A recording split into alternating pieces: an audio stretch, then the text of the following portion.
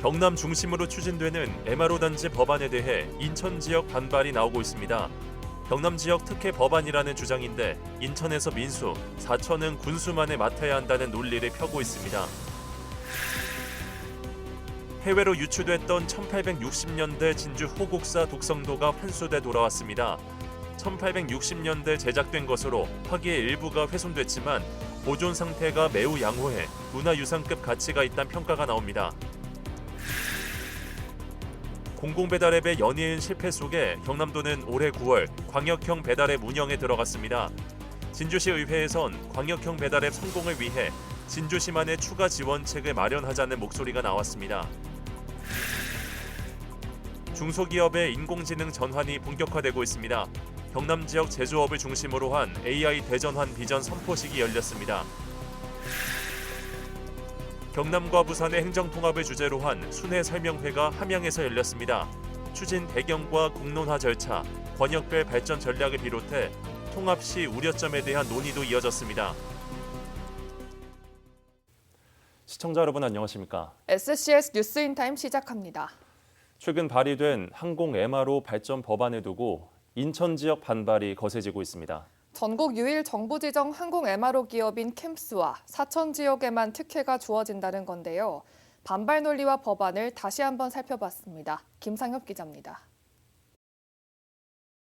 최근 발의된 항공종합정비업 발전법 부칙에는 기존에 정부로부터 지정된 항공 MRO 사업자가 항공종합정비업자로 인정하도록 규정됐습니다. 현재 전국 유일 정부 지정 항공 MRO 기업은 사천의 한국항공서비스 캠스입니다. 사천을 중심으로 하는 일종의 항공 MRO라든지 정비 산업이거든요. 그게 이제 이미 지금 시행이 되고 있는데 많이 투자가 지금 덜 되고 있습니다. 그래서 그런 부분은 우리가 집중적으로 육성해야 되고요. 이를 두고 인천 지역이 반발하고 나섰습니다. 특정 지역에 독점권을 부여하는 법안이라는 것. 인천공항공사 사장을 지냈던 인천 연수을 정일영 의원은 이에 반대한다며 국토부 등 관계기관에 입장문을 보냈습니다. 정 의원은 정비 전용 용지가 확보돼 있고 글로벌 정비기업 유치도 진행 중인 상황이라며 인천공항이 세계 1등 공항으로 거듭나기 위해 MRO까지 갖춰야 한다고 주장했습니다. 그러면서 인천은 민간 MRO, 민수용 항공기를, 사천은 군수 MRO, 군 항공기 정비 중심의 기능 분담을 제안한 겁니다. 이를 두고 지역 갈등이 되풀이되는 것 아니냐는 우려의 목소리가 커지고 있습니다. 지역업계에선 이 법안이 특정 지역을 위한 특혜가 아니라 기존 시스템의 안정적 육성을 위한 법안이라는 점을 강조하고 있습니다. 해당 법안에 따르면 인천 지역에서도 항공종합 정비업자로 신청 후 지정되면 같은 지원을 받을 수 있기 때문입니다.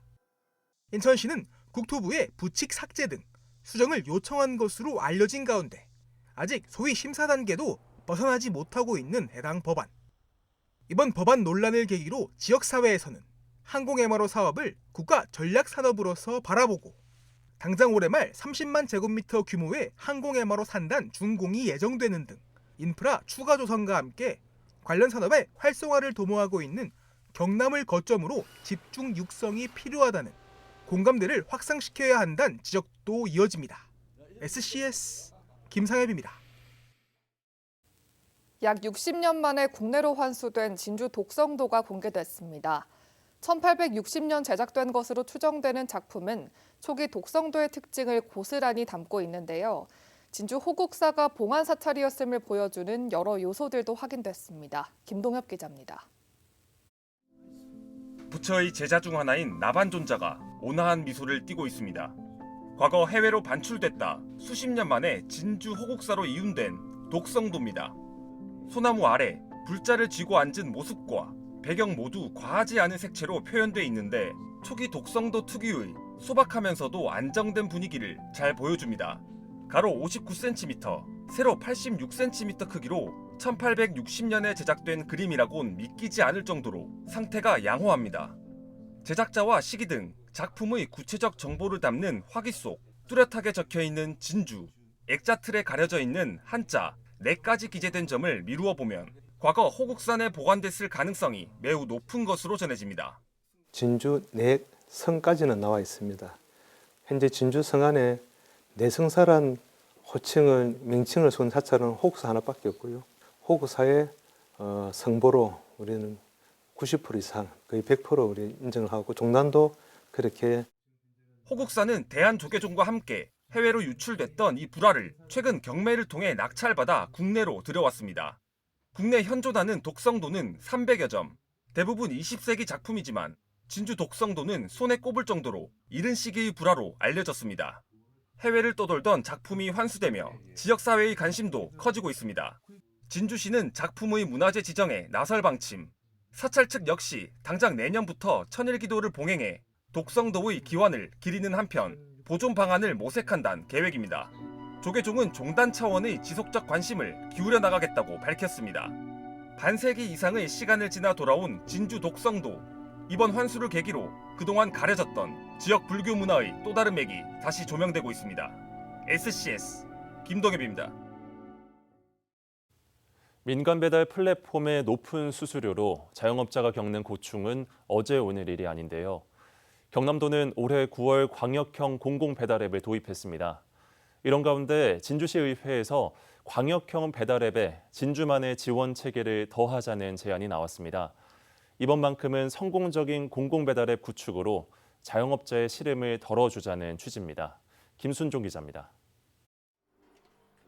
민간 배달앱의 높은 수수료로 씨름하는 자영업자를 위해 도입됐지만 운영 3년 만이 지난해 말 서비스가 종료된 배달의 진주. 자영업자의 앱 이용이 적었던 데다 홍보 부족으로 활성화가 이루어지지 못한 탓에 운영사는 적자를 거두받아 운영을 중단할 수밖에 없었습니다.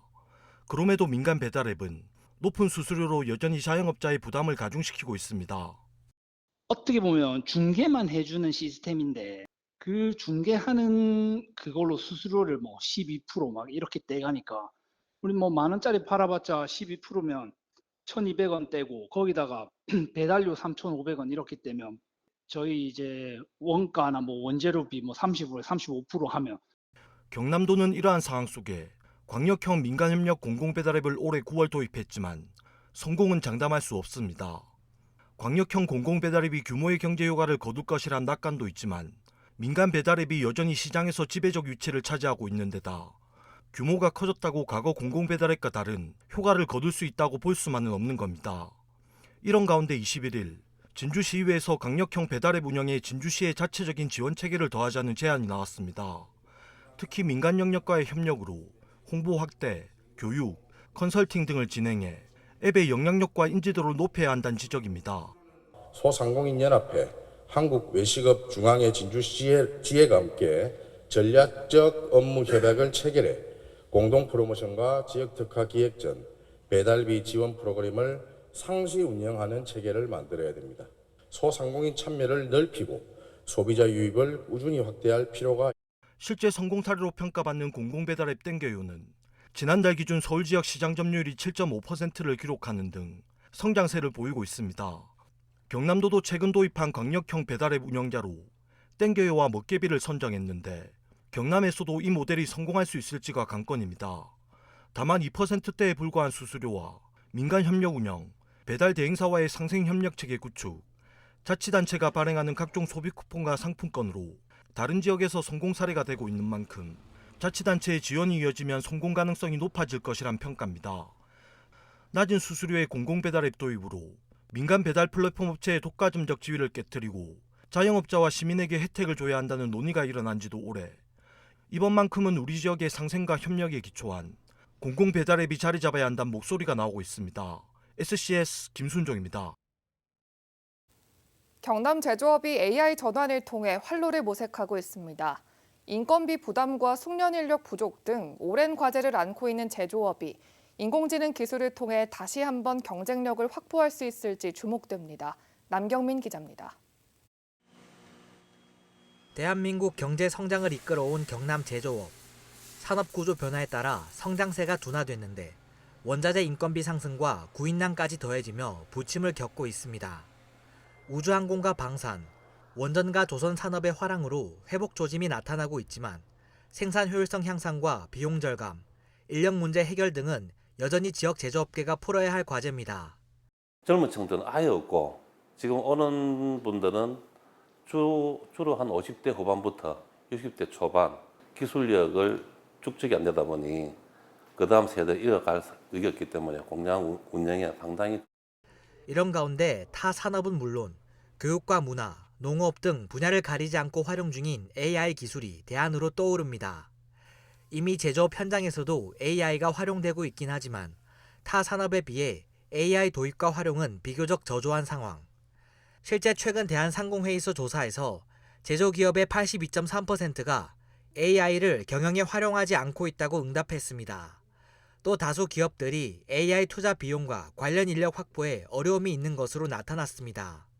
최근 정부의 지역 주도형 AI 대전환 사업에 선정된 경남도는 제조업 분야의 인공지능 전환을 이루겠다는 목표입니다.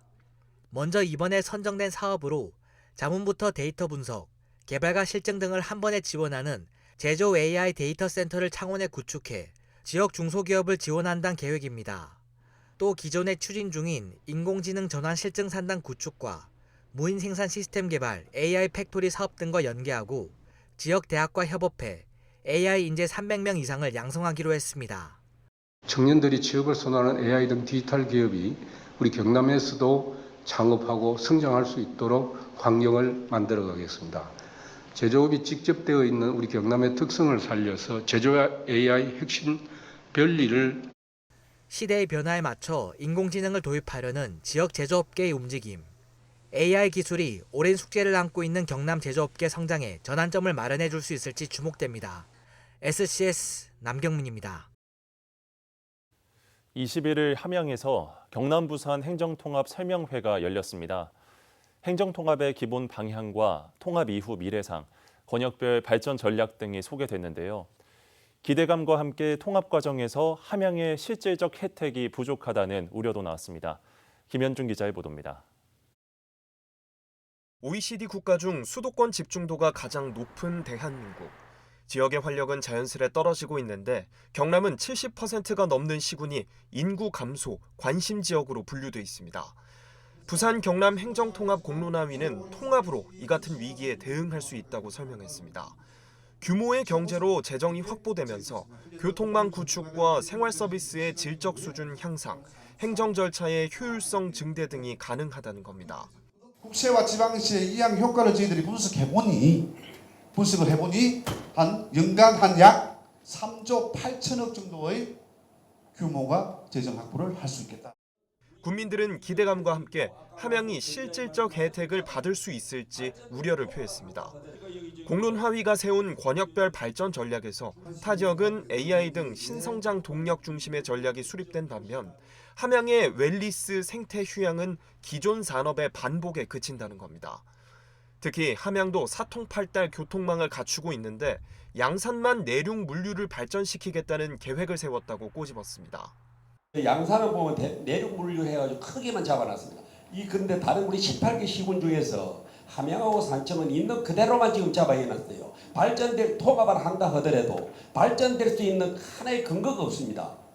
공론화위는 지적에 공감한다며 함양이 서부권 물류 거점으로 육성될 수 있도록 반영하겠다고 밝혔습니다. 행정통합의 주체가 누구인지 묻는 질문도 이어졌는데 공론화위는 새로운 통합자치단체가 생기는 차원이며 명칭은 주민투표로 결정할 것이라 밝혔습니다. 경남이 부산으로 통합이 되는 겁니까? 아니면은 부산 경남이 싹 없어지고 거기서 통합이 돼가지고 부산 경남 특별자치시가 될지 경남 부산 특별자치도가 될지 그 명칭은 역시 부산 경남 도민이 결정할 겁니다. 한편 공론화위는 설명회와 최종 여론조사를 통해 수렴된 의견을 부산시장과 경남도지사에게 전달할 계획이며 이를 바탕으로 다음 해 행정통합특별법이 발의될 예정입니다. SCS 김현준입니다. 함양군 병곡면 월암마을을 연결하는 광월교를 재건설하는 광평천 정비 사업이 준공됐습니다. 광월교는 지난 1992년 준공된 철근 콘크리트 슬래브 교량으로 하폭과 제방고가 하천 기본계획 기준에 미달해 침수와 재해 발생 위험이 있었습니다. 군은 18억 원을 투입해 착공 2년 3개월 만에 길이 38m, 폭 10.5m 규모로 광월교를 재가설했습니다. 하동으로 귀농 귀촌한 사람들의 일상을 기록한 한 권의 책이 나왔습니다. 이들이 직접 적어내려간 생활들이 새로운 귀농 귀촌인들에게 길잡이 역할을 할 것으로 기대를 모읍니다. 강철훈 기자입니다. 두 해 전 교단을 떠나 하동으로 귀촌한 강성호 씨. 34년 동안 아이들을 가르치며 마음속에만 남겨두었던 작은 책방을 열겠다는 꿈을 이루기 위해 하동으로 내려왔습니다. 소설 토지의 배경이 되는 평사리 들녘이 보이는 악양. 강 씨는 지금 이곳에서 두 번째 삶을 살고 있습니다. 역사와 문화, 특히 박경리 선생의 토지의 배경인 악양이고요. 또 근처에는 또 이병주 선생의 이병주 문화권이 있는 것처럼 이 문학과 예술을 함께 우리가 누릴 수 있는 그런 고장이라고 저는 생각합니다. 하동군 정서리에서 카페를 운영하고 있는 유수영 씨도 이곳으로 귀촌한 귀촌인입니다. 올해로 귀촌 3년 차. 울산에서 나고 자랐지만 여행 중 스친 하동의 풍경에 여기라면 다시 시작할 수 있겠다 마음이 움직였습니다. 아이가 자랄 환경, 생업을 이어갈 방법, 수많은 걱정이 있었지만 일단 와보자라는 결심으로 이곳에 정착할 수 있었습니다. 저 같은 경우는 그냥 아주 단순하게 한번 살아보지 뭐 이런 마음이 훨씬 더 컸었거든요. 그래서 특히 아이 교육 뭐 이런 것들 때문에 또 망설이시는 분들도 제 동년배는 너무너무 많은데 도시에서 배우지 못하는 게 사실 시골에 있을 수도 있다고 생각해요. 각기 다른 길에서 출발했지만 하동에서 이어지는 삶은 어느새 하나의 이야기가 됐습니다. 이들의 귀농귀촌 중 겪은 경험과 일상, 도시에서 떠나 하동에서 새로운 삶을 엮은 책 하루가 발간됐습니다. 슬기로운 하동살이 프로그램에 참여한 13명의 기록자들이 10개월 동안 매달 2편씩 하동군 귀농귀촌 지원센터 홈페이지에 남긴 생활 기록이 그대로 담겼습니다. 현재 하동의 농민들이나 하동에 귀농귀촌한 사람들이 어떻게 살아가는지 그걸 기록으로 남기고 또 이게 도시민들에게 귀농귀촌의 길잡이 역할을 할 수 있는 게 뭘까 고민하다가 생활 기록 사업으로. 지역을 바라보는 시선, 새로운 공동체 속에서 적응 방법 등을 담은 책 하루는 귀농귀촌의 설명서로서 도시민들을 안내합니다. 하동으로 흘러온 이야기들은 누군가의 선택을 비추는 작은 등불처럼 또 다른 하루를 준비하는 사람들에게 도착해 있습니다. SCS 강철웅입니다.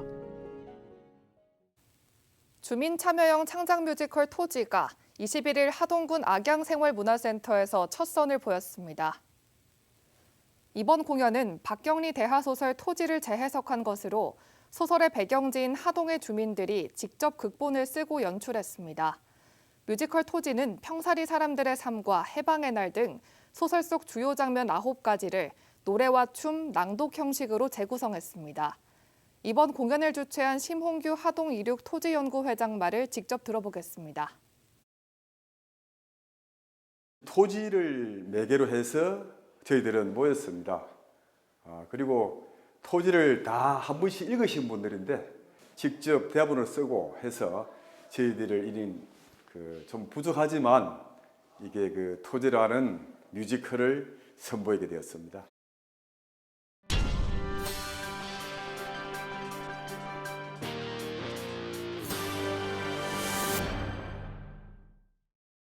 진주시가 2026년도 당초 예산안을 진주시 의회에 제출했습니다. 내년도 예산안은 1조 9,452억 원 규모로 올해 대비 1,471억 원이 증가했습니다.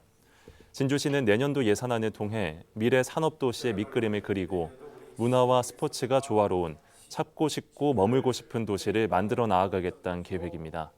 조규일 진주시장의 말을 직접 들어보겠습니다. 올해도 우리 시는 시민들께서 보내주신 성원에 힘입어 어려운 여건 속에서도 의미 있는 성과를 많이 거뒀습니다. 이에 내년도 예산은 시민의 안정된 삶을 최우선으로 꼭 필요한 사업만을 적재적소에 산청군이 2026년도 본예산으로 9,253억 원을 편성해 군의회에 제출했습니다. 본예산이 9천억 원을 돌파한 건 이번이 처음으로 올해보다 2,750억 원이 증가했습니다. 호우 피해 복구 2,916억 원 등 재난 관련 예산 반영이 주요인으로 풀이됩니다.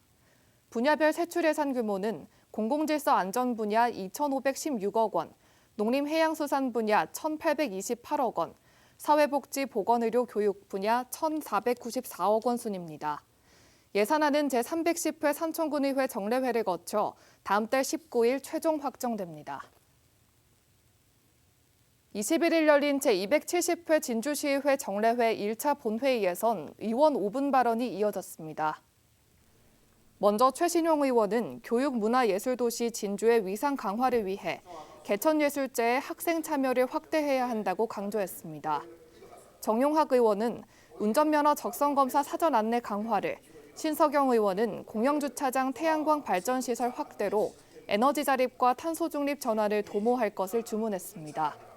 윤성관 의원은 가좌천 원룸촌 주변 쓰레기 무단 투기 문제가 반복되고 있다며 재활용 도움센터 도입, 폐기물 공동 보관시설 설치 의무화, 임대인 책임 강화 정책 등을 요구했습니다.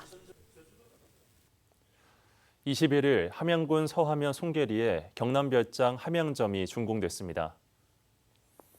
경남별장은 빈집을 리모델링해 주거와 창업이 가능한 청년하우스를 조성하는 사업으로 지방소멸 대응기금을 포함해 모두 8억 8천만 원이 투입됩니다. 군은 22일까지 오픈하우스 행사를 진행할 계획이며 첫날에는 로컬 포럼과 별장 체험도 마련됐습니다. 경남별장 함양점은 12월까지 시범 운영을 거쳐 다음 해부터 본격 운영됩니다. 하동 출신 박주화 선수가 미국 여자 프로야구 리그 WPBL에 진출했습니다. 한국 여자 야구 대표팀 소속 선수 4명이 2026년 출범하는 WPBL 드래프트에서 지명됐으며 이 가운데 박주화 선수는 2라운드 전체 33순위로 샌프란시스코에 지명됐습니다. 포수 김연아가 보스턴, 투수 김라경과 내야수 박민서가 뉴욕에 각각 지명됐고 박주화 선수는 대표팀 주전 유격수로 활약하며 타격과 수비 능력을 인정받아 미국 무대에 진출하게 됐습니다.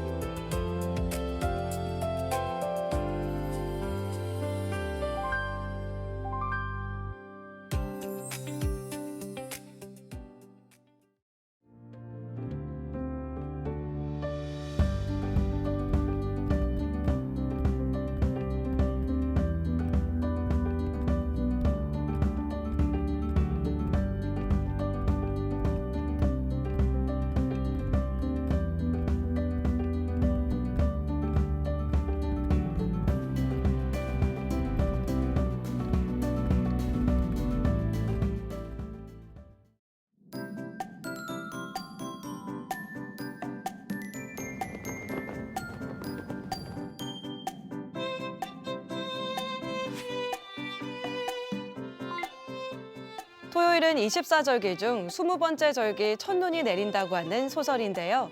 서부 경남 지역에 눈 소식은 없지만 절기에 맞게 영하권 기온과 찬바람이 이어지겠습니다. 한낮에는 최고 16도까지 올라가겠지만 그만큼 일교차가 크게 벌어지니 외출하실 때 기온차에 따른 건강관리에도 신경 써주시기 바랍니다. 이어서 자세한 지역별 날씨 살펴보겠습니다. 토요일에는 서부 경남 대부분 지역 맑겠는데요. 기온은 진주 영하 1도에서 15도, 하동 2도에서 16도 분포 예상됩니다. 전국적으로도 대체로 맑거나 구름 많은 하늘 보이겠는데요. 아침 최저 기온은 서울, 세종, 광주 3도로 출발하겠고 부산의 한낮 최고 기온은 17도 전망됩니다. 남해동부 앞바다도 종일 맑겠고 물결과 바람은 잔잔하겠습니다. 이어서 삼천포 기준 조석표 살펴보겠습니다. 물때는 열물, 만조 시각은 밤 9시 51분, 간조 시각은 오후 4시 9분 예상됩니다. 사천공항 날씨 정보입니다. 토요일 오전 9시 기준 하늘에 구름 조금 보이겠는데요.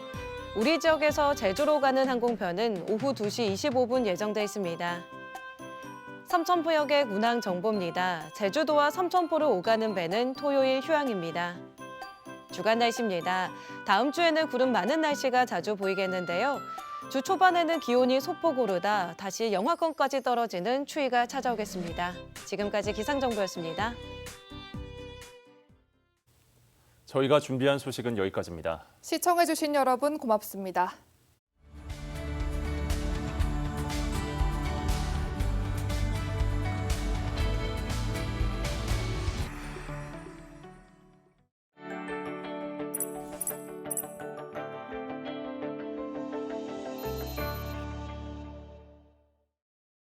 오늘 소식 도움이 되셨나요? 서경방송을 구독하시면 우리 지역의 중요한 소식들 가장 먼저 확인하실 수 있습니다.